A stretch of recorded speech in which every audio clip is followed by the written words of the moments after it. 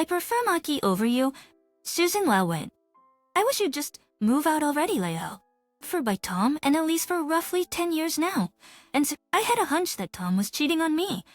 Their conversation wouldn't leave my mind, and I was uneasy all day at work. But whether he's cheating or not, this is the only home I can return to. Finished with work. I tried to unlock the door, but the key wouldn't fit. Ringing the doorbell did nothing. No one seemed to be coming to the door. Had I become so unwanted that they'd locked me out? The moment I understood, my anger hit its peak. I'll make them regret this. Tom, Alice, and that other woman too. Would that resolve? I left the house. My name is Susan Smith. I am 47 years old, and I am working in sales and leading a busy life. I'm in my 40s, and to be honest, I've never really had a serious romantic relationship. I've dated a few guys, but nothing ever panned out. I started to think maybe I'm just not cut out for marriage. Once the thought settled in, I began immersing myself more and more into my work to escape reality. As a result, my life became all about work, with no room for love or marriage. The only saving grace might be that I've been with the same company since I was a fresh graduate, and I've earned the trust of my colleagues. Then one day, a turning point came into my life. Since that was when I met Tom. Tom was the representative of a new client we were dealing with, but he was a couple of years older than me. Etchmates to meet you. I'm Tom. My first impression was that he was a really pleasant guy. We worked together on a few projects, and he was always serious and passionate about his job. To be honest, I never met a guy as great as Tom before, though I'd given up on love. I found myself seeing Tom more as a man than just a colleague. The good news was it seemed like Tom felt the same way about me, so we initially started to spend time together for work-related discussions. We soon transitioned into seeing each other privately as well. Tom's confession to me was let's date with the intention of getting married. I couldn't believe that at this age. I'd actually find a romantic partner, and to think he mentioned wanting to marry down the line, never saw that coming. Eventually, I immediately agreed, and our relationship got off to a start. However, there were a few things Tom had been keeping from me as we began dating. First, he had gotten divorced just a few months back, and he has a 6-year-old daughter. To be honest, it was quite a shocker. He never told me the reason for his divorce, but since Tom had custody, I assumed his ex-wife must have messed up. If he's fine with me, I'm prepared to help raise his daughter. My feelings for Tom only kept growing stronger. His daughter's name is apparently Alice. After hearing all this from Tom, I made time to meet Alice, spending hours at the park and shopping, trying to bond, and about a year after we started dating, we got married.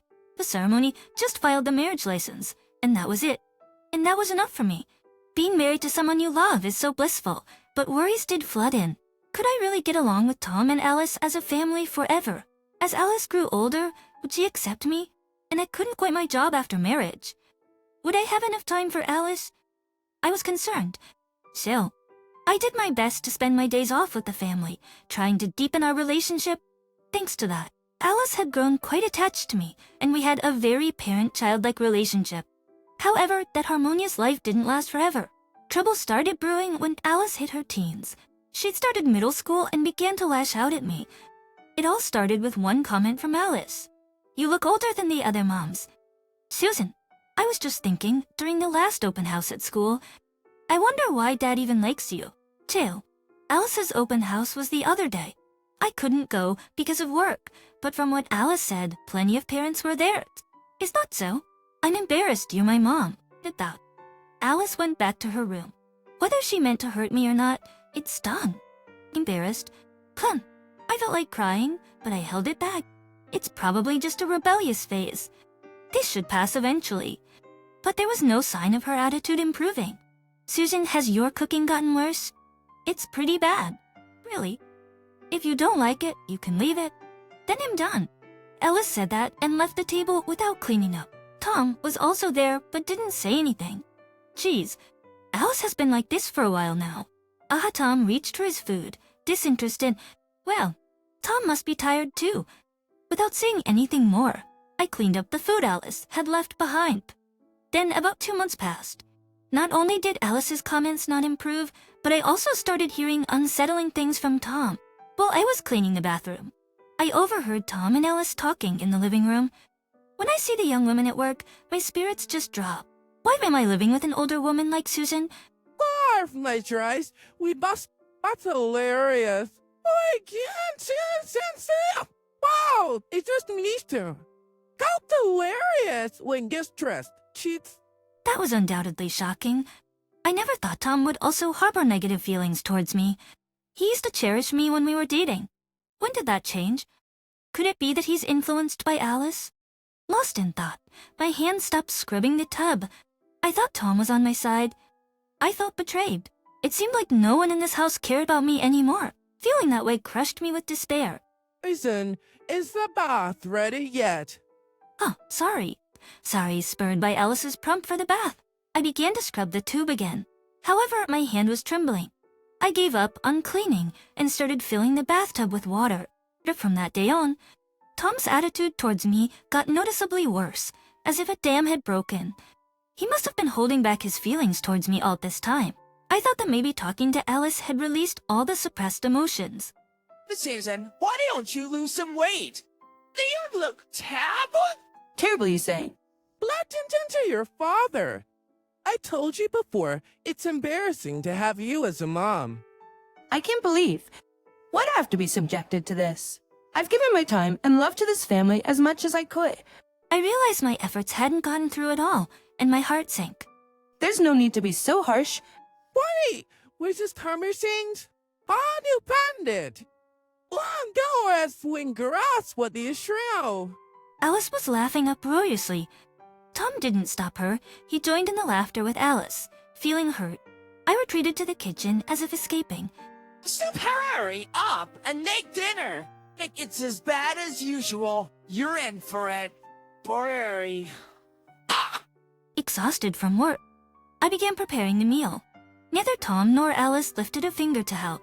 They sure are good at talking, though. While I was busy with household chores on my days off, they'd watch TV and fill the room with laughter.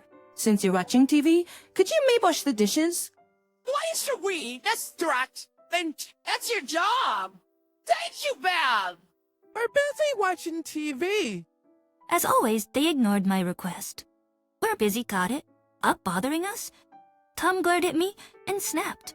I guess there's no point in asking anymore. Resigned. I started tackling the mountain of laundry in front of me. How long will I continue to be treated this way? Wasn't marriage supposed to be more enjoyable? I thought I'd finally found happiness in my 40s. But the emotional abuse from the two of them didn't stop there. My life took a turn for the worse one day. Ironically, it was Tom and my wedding anniversary. Despite being neglected, I always cherished anniversaries, so I went all out with the meal that day to celebrate. I served sushi, horse wafers, and cake for dessert. The spread was like something you'd see on Christmas or New Year's Eve, at Tinterin the Parents' Eve. I didn't cook at all, but Tom and Alice were thrilled when they saw the food on the table. I could find joy in this scene, probably because I still had love for them both. Delicious. To me, I give that Chio. Dane! Oh, I'll give you this piece of meat. You was Afghanistan. Thank you. Touching them, I felt the warmth inside, but that was short-lived. For some reason, they began ignoring me the next day. Whether I asked what they'd like for dinner or mentioned that I'd be late from work, they ignored everything. It saddened me to see them chatting happily without me, but I held a faint hope that things would get back to normal. That hope was shattered. The ignoring began when Alice was 15. But before I knew it, Alice was 25. Then years had passed. They were still ignoring me, just like before. If they wanted to communicate something, they'd just bluntly shout nouns like sood or I bath. I catch them lounging around, cracking open beers and hard seltzers, having a good time. In the beginning, I'd retort with, could you be a bit nicer? I'm tired too, you know. Do something yourselves. But after a decade, I didn't even have the energy to say that. I simply did whatever Tom and Alice told me to. I was like a robot. And of course, I thought about divorce many times, but I never took the first step. I wished for someone to give me a nudge, but there was no one. I spent my days stewing in my thoughts, all alone. And then, comparison, but... That's hilarious then. Oh, it's nipped and epis. We expect its order. Tom and Alice were still making noise in the living room, as always. Initially, it annoyed me, but after being ignored for a decade, it grown indifferent. Is it gonna be like this for the rest of my life? Just as that thought crossed my mind, an event occurred that profoundly shook me. It happened when I was coming back to the living room from my bedroom. Through the slightly ajar door, I overheard Tom and Elise talking. Oh, what's your day? Dad, what's going on with you? And make you lately? Kami professionals berenergi to mis vibes. Well, you blessing. Where are such suggestion? Who is Mamaki?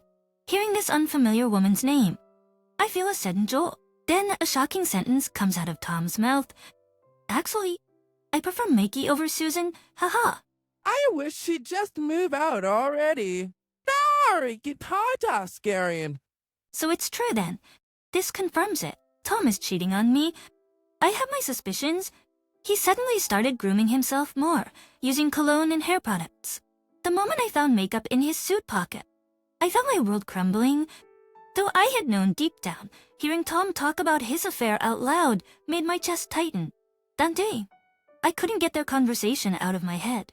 I found myself not wanting to go home, so I stayed late at work. Even though I knew I was being cheated on, I had nowhere else to go. I got home and rummaged through my bag to find my keys. What time will it be by the time I finish my chores and go to bed? It seems like it'll already be a new day.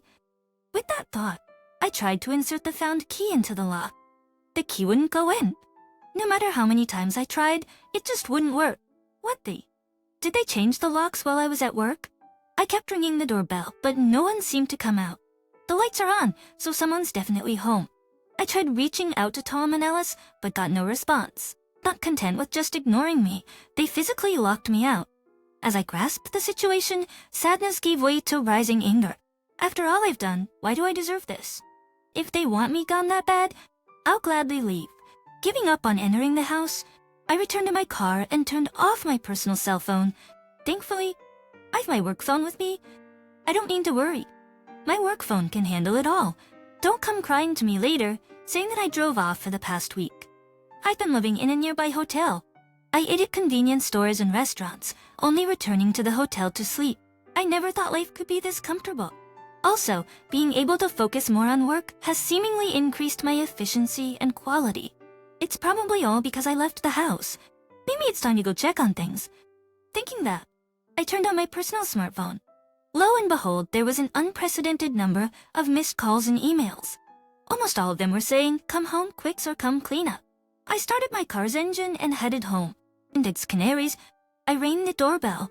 This time, Tom and Alice came out immediately. Hey, why haven't you come home till now? Hurry up and clean this mess. Yeah, and I'm on and Audrey Redray. You see, hi, Brad. Oh, by both of them. I entered the house. What I saw inside was shocking. Scattered takeout boxes, empty beer cans, and bags of trash. I knew it wouldn't be clean, but I never thought it would be this bad. What's all this? Alice didn't clean up, so it's become this messy. What do you mean?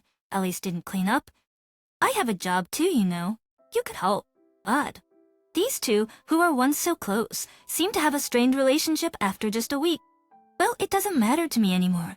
My affection for them has already cooled off. All right.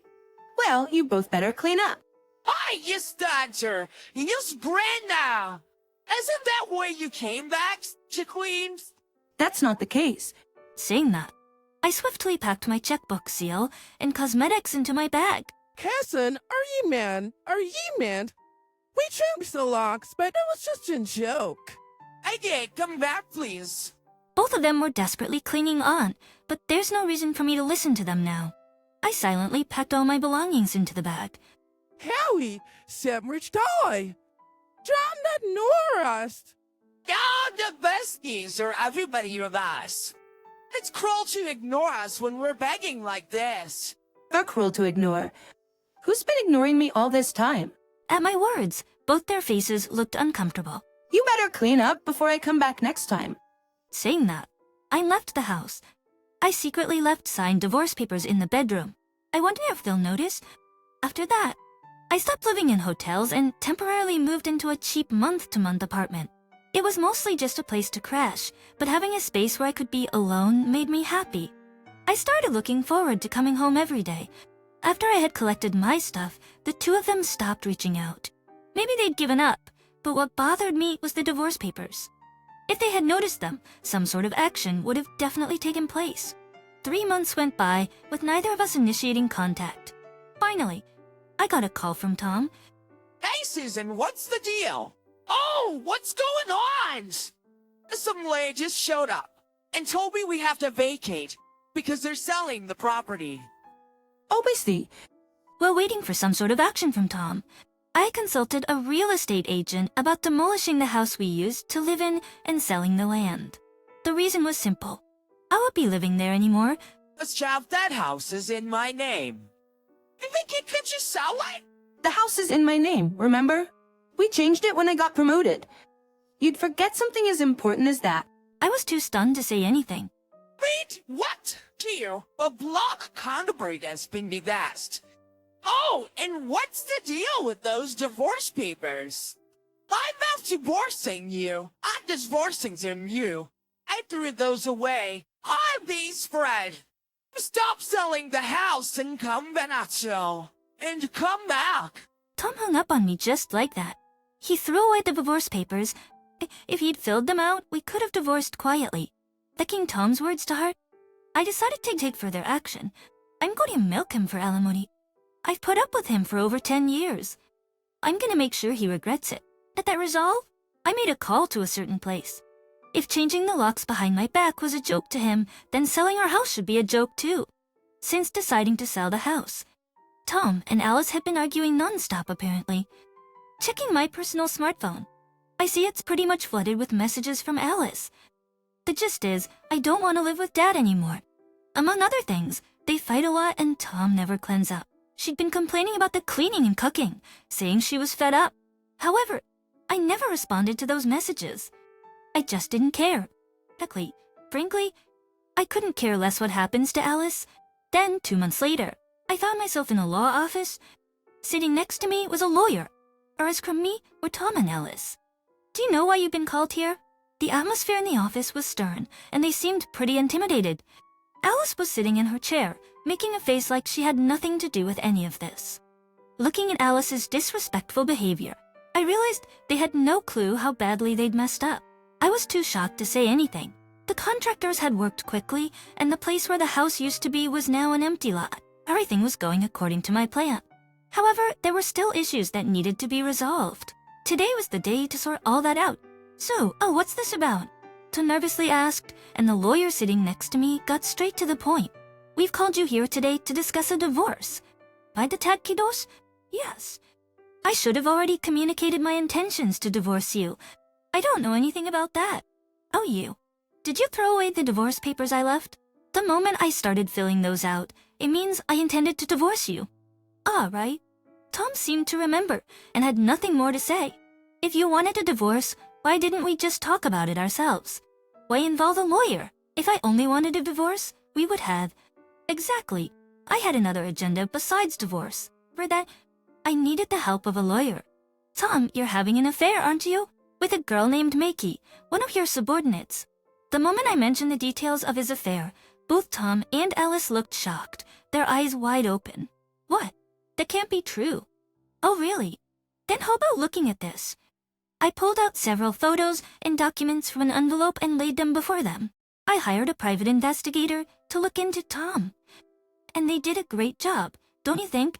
Pictures of you entering a hotel, getting cozy, have been pictures of you going into the other woman's house. Was that a mistake? You're making. Mistaken? The moment you entered that hotel, it became cheating. Alice, you knew about Tom's affair, didn't you? You both were even talking about the other woman, Maki. What? I captured. You just. How did you? After hate get to him. Seeing Alice flustered, I slammed the photos down onto the table. There's no way out now. I'm demanding a divorce and alimony from Tom. With this much evidence, there's no way to deny it. Anything else you'd like to say? I was so infuriated by their attitudes that I made somewhat of a provocative statement. It's all Dad's fault this happened. What you can tell him to do about it? How it doesn't even make sense to me. You were the one cheering for me and Makey, weren't you? What the hell are you talking about now? I couldn't find the words. They were both so childish, arguing right in front of me. After that, the lawyer helped move things along, and Tom and I eventually got divorced. I was satisfied as I managed to get the alimony I hoped for from Tom. I also found out the address and workplace of Maki and sued her for alimony too. Initially, Maki resisted, but ultimately she did pay up. In the end, it seems Tom and Maki have broken up. Tom and Alice continue to fight and are now living separately. Alice keeps updating me because she wonders why I know all this. Susan, I can't live on my own. Please, let's live together. Or I've repented, unlike Dad. Please. As much as she insisted she had changed, there was no way I could believe her. I ignored all messages from Alice. Eventually, it seems she got the hint and stopped contacting me.